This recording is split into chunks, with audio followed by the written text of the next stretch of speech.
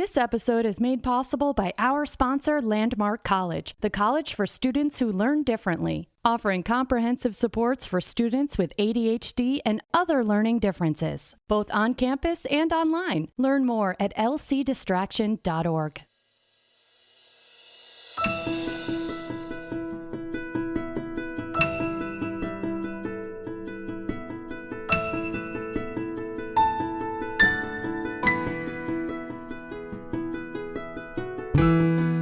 Hi, this is René Brooks, and welcome to Distraction. Today we're going to be talking about how we can help children in communities of color with ADHD. And because it's such a fantastic subject, I didn't want to talk about it myself, so I brought three wonderful experts along with me today, and I'm going to give them a chance to introduce themselves. Rashida, let's start with you. Hi, I'm Rashida Perry-Jones. I am a parent educator and a parent coach, and I am the founding, coordinator of Philadelphia CHAD. That's Children and Adults with Attention Deficit Hyperactivity Disorder, and I am also on the board of CHAD. Thanks for having me. Glad you're here. Natalie? Hi, this is Natalia Tandure, and I am a neurodiversity resource navigator, and I help and support parents on the parent journey of understanding and identifying and supporting your child's unmet needs, and really what it means and what it takes to support yourself, your family, and your children as you walk through the world as a neurodiverse family and help your children succeed and thrive. That's so exciting. Thank you so much for coming on. And Dr. Rupert. Hi, I'm Dr. Rupert. I am a child psychiatrist. I generally see kids of all diagnoses and adults with developmental disabilities, but I do tend to focus on neurodiversity and also foster care and adoption. I also have ADHD myself. I have children with ADHD. I also have a blog at www.underoneumbrella.blog, and I have a LLC at www.insightful consultant LLC, where I do speaking engagements and do corporate trainings on neurodiversity and diversity in general. Wonderful. I'm glad all of y'all are here with me. Thank you so much for coming. We hear a lot about children, but we don't hear specifically about the needs of children in the community. I keep saying, can we just say Black kids? Because I really I want to specifically focus on Black children. I think sometimes when the lines can get blurry, and I actually want to focus specifically on the needs of Black children today, because I feel like a lot of times when we're talking about the Black experience with ADHD, the only story we hear is the story of, oh, the stigma is so great that parents don't even want to touch it. And we all know that's not the whole story. So I thought it would be great to have y'all come, because I know you guys can speak to that story in a way that I can't. So what is your experience with ADHD and how has it affected your families? Whoever wants to go first. Well, this is Rashida. My experience with ADHD, I didn't know a whole bunch about ADHD. And when my daughter was diagnosed, she was 5 years old and I think 6 months. It was a little challenging for me to get information.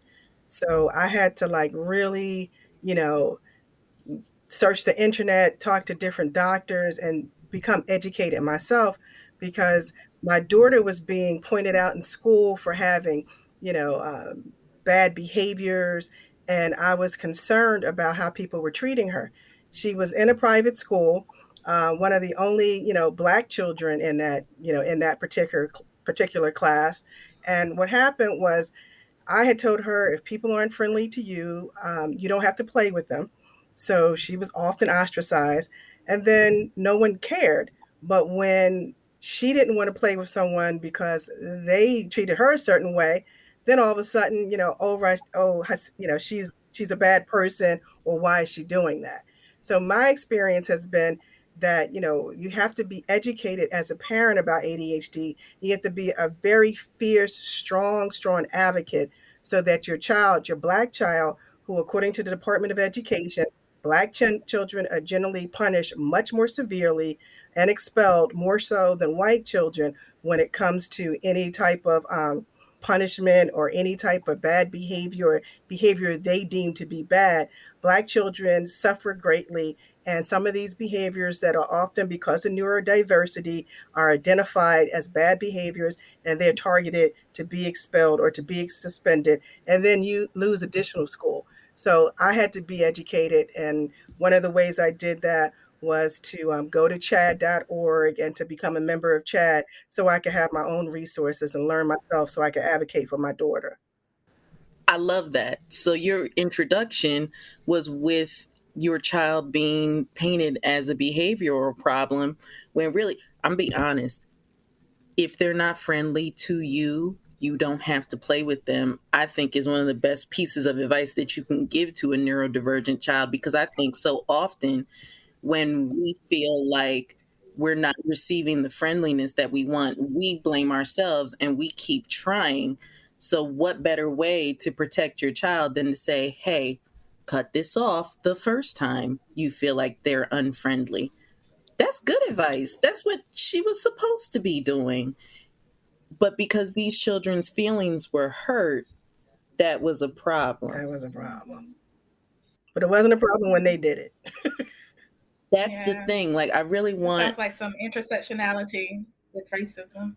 Yes. It's like, that's the first thing I thought was like, okay, so like for the listener who might not be aware, the optics of that are that it's not okay for a Black child to establish boundaries when it's disappointing white children.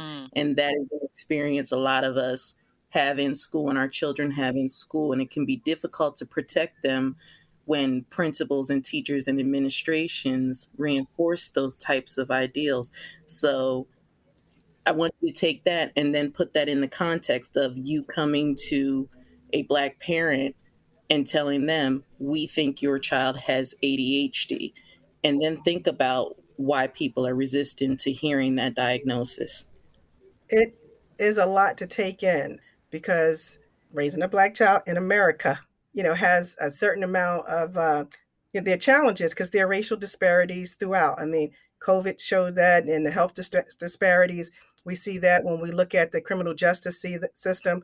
We see it over and over again. So hearing that your child has ADHD means that, what do I do now? Is my child going to be labeled? Is my child going to get the proper attention that he or she needs? And, what do I do to make sure that she gets or he gets the support that they need to be successful in school? And it's all about making sure you get educated and making sure that you surround your child with a group of professionals. I mean, we had a family coach, we had a child development specialist, we had a psychologist, we also had a neurologist and a psychiatrist all around our family helping us with parent training and different things so that we can, support her and support our family as we traveled and navigated through her being in elementary school all up to, through college. I love that. Look, Rashida don't play around. When there's a problem, she digs and goes and finds out everything about it and resolves it. Did you hear that army of people? I love it. Loucresie, you had mentioned intersectionality. Yeah. Where do you feel like that comes into play when we're talking about this entire dynamic with the children? Well, so many areas. So as a child psychiatrist, obviously I see kids of all ethnicities, religions, and kids that are neurodiverse, just kids that are neurodiverse, no matter the ethnicity, are generally treated worse by the school system than neurotypical kids.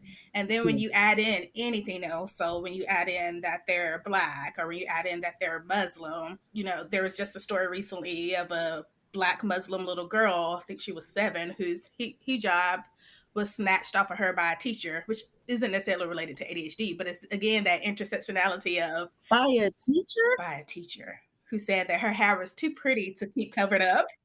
What?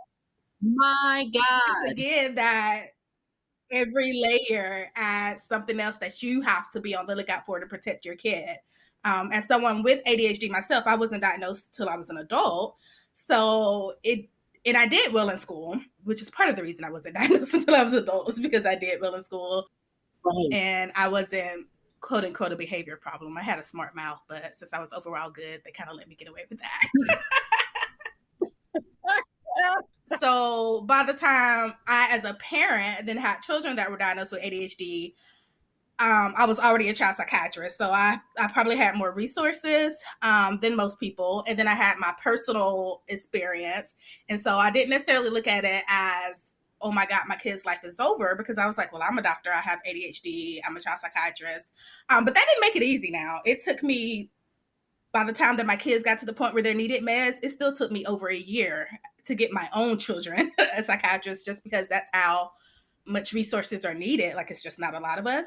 And just parenting in general isn't easy, no matter what quote unquote qualifications you have. You really don't have qualifications when it comes to parenting. There are no qualifications. We are all learning. So, but it did bring a different perspective.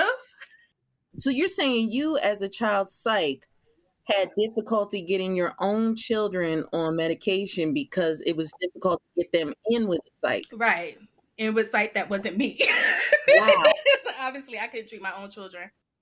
And I know you're not, you like, look, I'd write it for you, baby, but I can't. Right. And even knowing I help parents with IEPs for a living. That's part of my job. I attend IEP meetings, and unfortunately, it does take a lot of self-education to just be able to advocate for your children, because no one else is going to do it. No one else is going to automatically give your children anything. They're just not. Well, unless you get a good psychiatrist like me. That's right. Okay. Miss Nathalie, what's your experience? Oh, wow. It's been so helpful hearing from Dr. Rupert and Rashida. I feel like less alone in the world.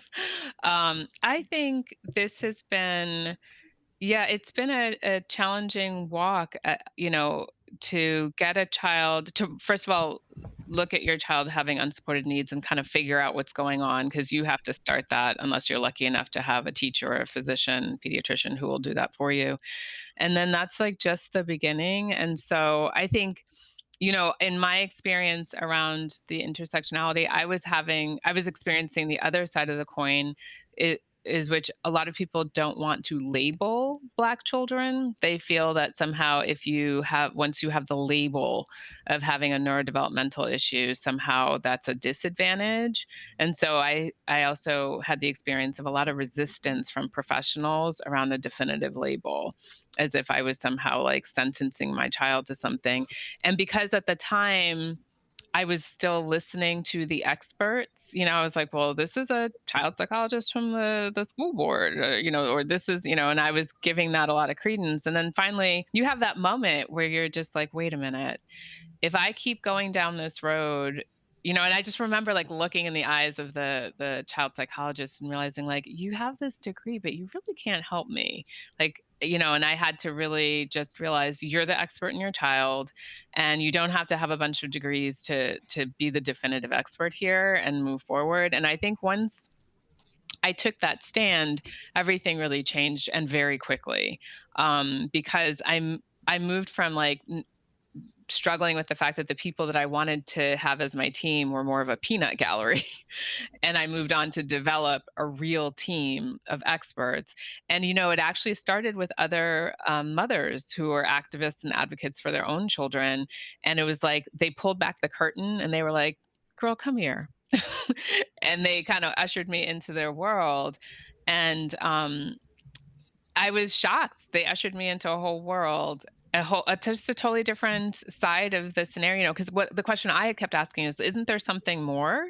And the response I got from the school psychologist at the Department of Education was your child gets straight A's. Your child is in a highly competitive STEM school.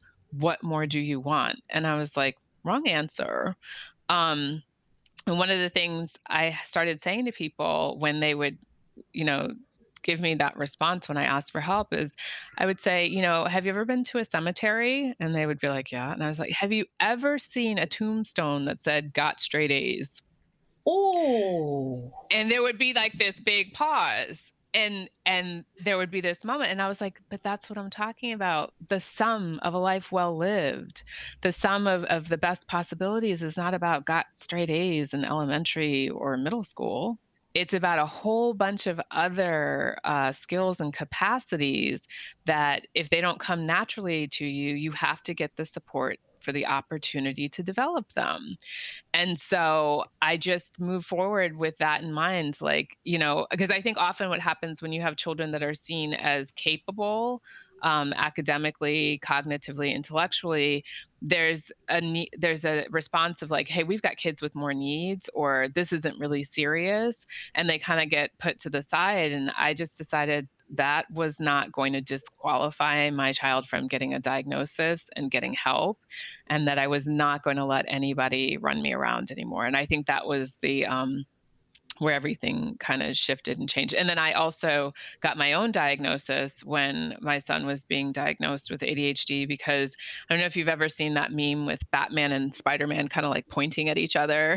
Yes. That's kind of, as I learned more about the symptoms and the dynamics of ADHD, I was like, yeah, I don't think I'm going to be able to support a child if I have undiagnosed, untreated ADHD myself, because that's going to look like that Batman Spider-Man meme where they're just pointing at each other. So, yeah, so that definitely made my journey probably a little different from a neurotypical parent who is managing an ADHD child, just realizing like I've got to make sure I'm taking care of myself and addressing my own ADHD as well as addressing it for our son. It's always interesting when I meet parents who think that they're neurotypical, and while they're talking and they're telling me the story of their child, I'm like, do you think I should tell them? My favorite line is like, well, it's genetic, right? That's my little clue for parents when they're like all over the place and talking, and they're like, I don't know. And I was like, well, it's genetic, right? And they always look so shocked, like, me? Yeah, you, the one with the genes that you passed on to this child. It's genetic. It's you. It's not their daddy. It's not their mama. It's you, parent, who is talking to me currently. Yep. What's super interesting for me, though, is that my kids are adopted, and still I ended up with kids that basically have the same diagnosis that I have. So I don't. So in this case, I mean, it's genetic, but not from me. But we still all have the same things going on, which I find sometimes a blessing and a curse. But as Natalie was saying, like having a house full of people with different needs or higher needs can sometimes be complete chaos. But it's also helpful in that you really understand what your child is going through. Right. I was never diagnosed, but when I go to different websites or answer those different questionnaires, they say, you should be evaluated. But I haven't done it yet. One of these, look, you too busy helping other neurodivergent people. When will you have the time to go get assessed? But I think, it's interesting, the thread through everybody's story is that you all saw that there was a challenge and you went and identified resources and got the help, but that it was a fight for each and every one of you. And I think that's the theme that it's important to emphasize, that when you're bringing this diagnosis to a Black parent, they know it's going to be a fight. And I think it's important to, when you're talking about going to war with a school and physicians, do you have the capacity to do that right then as a family? Like, there's so many different factors that go into what happens with a child when they bring something like this to people's attention. And that stereotype that I keep hearing over and over again in the community about us avoiding the diagnosis because it's so stigmatized never resonated with me, because I know Black parents. They are resourceful and they are persistent. And I don't know any Black parents personally who don't call down heaven and hell to make sure their kids get what they need. And that's also the thing that I see in this conversation that we're having. So thank you for coming. Like this, like I knew this was what y'all were going to say. This is what I wanted to hear, and this is what I wanted everybody else to hear, because I think it's important. Thank you so much, Loucresie and Nathalie and Rashida, for coming today. We'll put all of your info in the show notes so people know where to find you. It was amazing having that conversation about parenting Black ADHD children, and continue the conversation by following these ladies. They are phenomenal.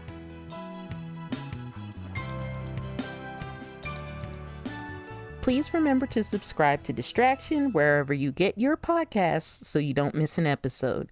And please let us know what you think. Write an email or record a voice memo and send it to connect@distractionpodcast.com. Distraction is created by Sounds Great Media. Our producer is Sarah Gurton. I'm René Brooks. You can find me at blackgirllostkeys.com. Thank you for joining me.